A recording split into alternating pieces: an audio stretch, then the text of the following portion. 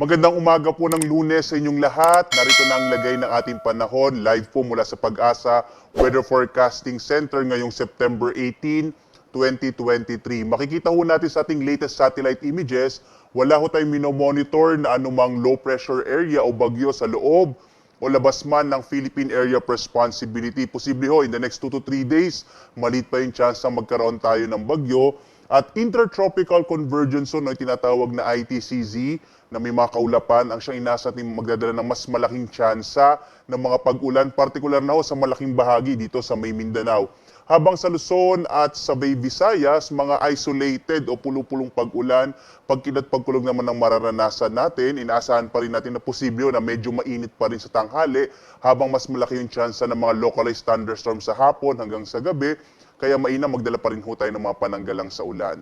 Samantala, ito ang inaas natin magiging lagay ng panahon sa may bahagi ng Luzon kung saan mga isolated rain showers and thunderstorms ang maaring maranasan ngayong araw habang posible pa rin medyo mainit yung mga tanghali natin.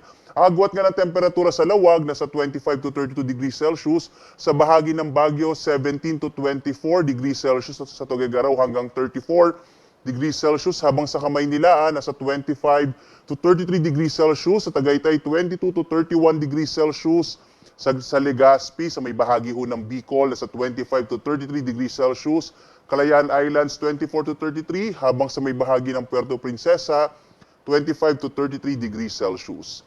Dumako ho tayo sa Visayas at Mindanao. Malaking bahagi din ng Kabisayaan ay makararanas ho ng generally fair weather habang mas malaki yung chance ng mga pagulan sa hapon hanggang sa gabi.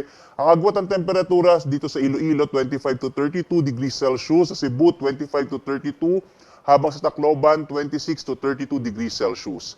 Malaking bahagi naman ho ng Mindanao ang makararanas ng maulap na kalangitan at mas malaking chance ng pagulan ngayong araw, dulot nga yan ng Intertropical Convergence Zone or ITCZ. Agwat ang temperatura sa Zamboanga 25 to 33, sa Cagayan de Oro 25 to 32, habang sa Davao ay 24 to 31 degrees Celsius. Kaya sa mga kababayan ho natin sa Mindanao, asahan ho ninyo ang maulap na kalangitan na mas malaki yung tsansa ng mga pag-ulan para sa araw na ito. Samantala, wala ho tayong nakataas na gale warning. Ibig sabihin, ligtas namang pumalaot ho yung mga sasakyang pandagat. Kahit yung mga malilit na mga bangka, maaaring maglayag sa ating mga karagatan. Subalit iba yung pag-iingat kapag meron tayong mga thunderstorms o mga pagkilat pagkulog, maaari kasing magdulot ito ng biglaang paglakas ng alon ng karagatan. Kaya iba yung pag-iingat pa rin yung kinakailangan. Ang araw natin nagsisikat mamayang 5:45 na umaga at lulubog mamayang 5:56 ng gabi. At sundan pa rin tayo sa iba't ibang mga ating mga social media platforms, at para sa mas marami pang updates at marami pang impormasyon, pumunta ho tayo sa ating website. At live po na nag-uulat mula dito sa Pag-asa Weather Forecasting Center. Ako naman si Obet Badrina. Maghanda po tayo lagi para sa ligtas na Pilipinas. Maraming salamat po sa inyong panonood at God bless ngayong araw na ito.